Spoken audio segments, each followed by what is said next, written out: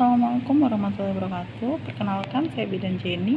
Di sini saya akan mengajarkan kepada ibu-ibu kader semua cara melakukan pengecekan karbon dioksida. Dan di sini kenapa kita harus melakukan pengecekan karbon dioksida? Adalah agar kita mengetahui apakah kita terpapar asap rokok sudah seberapa banyak di dalam paru-paru kita. Nah, kadar normalnya adalah 4, itu masih kadar normal. Sedangkan jika dia sudah terpapar asap rokok, kadarnya akan menjadi 4-10. Dan jika dia di atas 10, berarti dia adalah kategori perokok aktif atau perokok berat.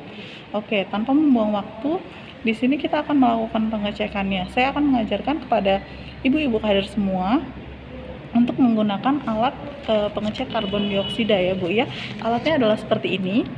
Nah, pertama kita harus menghidupkan alatnya, yaitu tekan tombol di atas sampai dia menyala.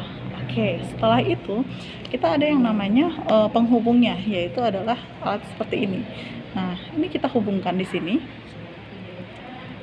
Setelah itu kita ada pipa yang steril. Nah, pipa ini untuk diberikan kepada orang-orang yang akan kita cek kadar karbon dioksidanya. Oke. Setelah pipanya ini terpasang, maka sekarang selanjutnya kita akan memencet yang gambar laki-laki. Untuk pengecekan laki-laki atau perempuan semuanya sama. Ini kita harus tarik nafas atau bernafas seperti biasa sampai di detik ketiga. Jika sudah detik ketiga, tarik nafas yang dalam dari paru-paru. Setelah gambar ini tertiup, maka harus ditiup sekencang-kencangnya dari paru-paru sampai angka di sini dia naik sampai nafasnya yang dikira-kira nafasnya itu terasa sudah tidak sanggup lagi untuk menghembuskan nafas. Nah, baru dia dilepas dan angka yang di sini akan naik. Apakah angkanya 0 sampai 4 atau angkanya 4 sampai 10 atau dia lebih dari 10, maka akan tertera di situ. Dan di sini akan tertera kadarnya di bawahnya ya ibu-ibu. Apakah semuanya sudah mengerti?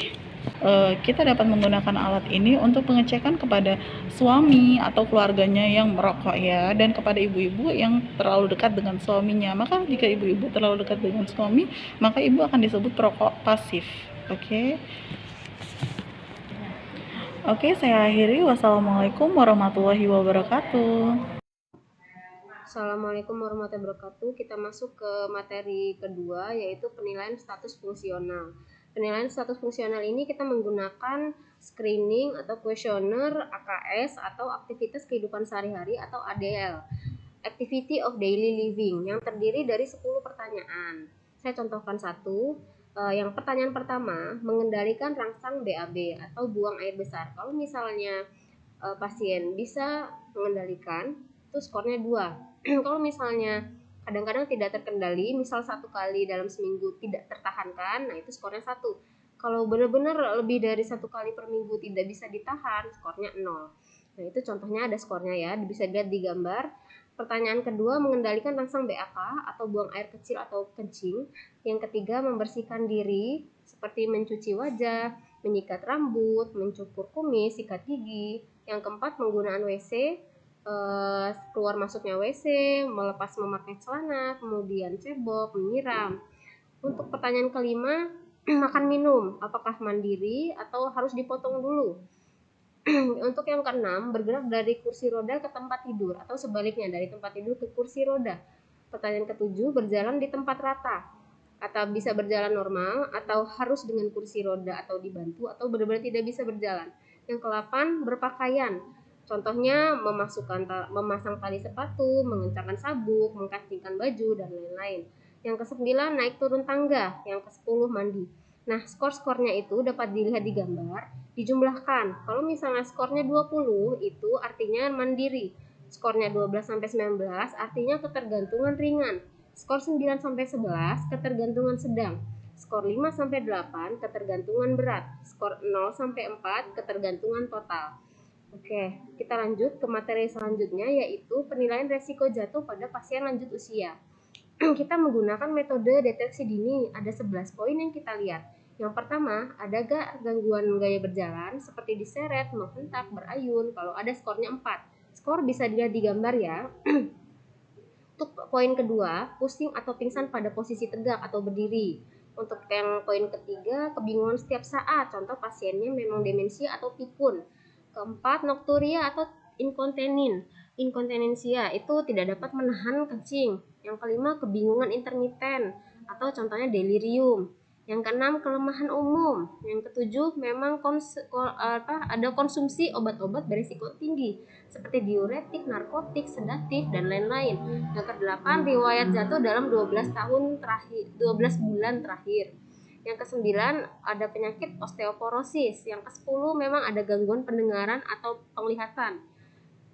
Yang ke-11, usianya sudah 70 tahun ke atas. Nah, skor-skor itu ada skornya, dapat dilihat di gambar. Itu dijumlahkan. Kalau misalnya hasilnya itu skornya 1 sampai 3, lakukan intervensi resiko rendah. Jadi memang resiko untuk jatuhnya itu rendah. Tapi kalau misalnya skornya 4 atau lebih dari 4, lakukan intervensi resiko tinggi karena memang resiko untuk jatuhnya tinggi. Sekian, terima kasih. Assalamualaikum warahmatullahi wabarakatuh. Kita lanjut ke materi yang ketiga ya Ibu ya, tentang edukasi. Nah, sebelumnya perkenalkan, saya Utami dari Promosi Kesehatan di Puskesmas Ganjar Agung. Sedikit akan memberikan edukasi tentang bahaya rokok ya Ibu, di mana yang setiap harinya atau hampir setiap hari kita sudah pasti terpapar dengan asap rokok ya. Ya, jadi dari paparan itu bisa dari suaminya sendiri, terus dari anak, bahkan dari orang tua atau dari keluarga yang rajin, memang rata-rata mereka adalah si perokok.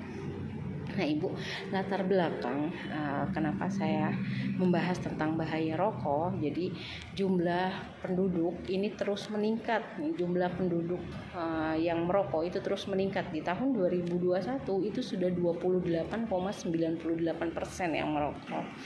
Bahkan Indonesia menduduki peringkat nomor 6 dengan jumlah penduduk terbesar perokok ya, setelah Brazil, India, dan Cina.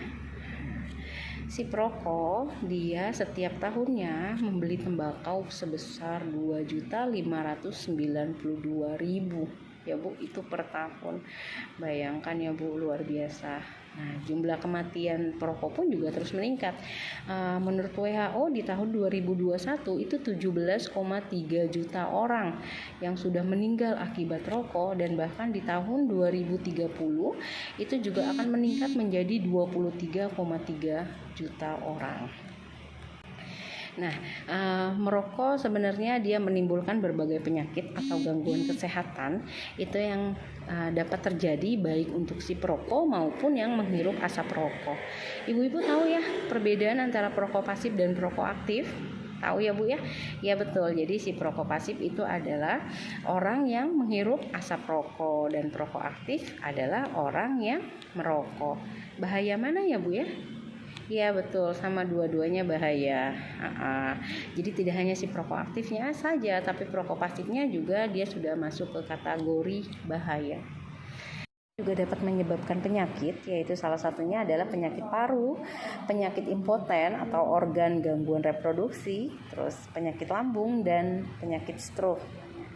Mungkin itu aja ya Ibu edukasi yang saya berikan untuk bahaya merokok. Terima kasih banyak. Wabillahi taufiq wal hidayah. Wassalamualaikum warahmatullahi wabarakatuh.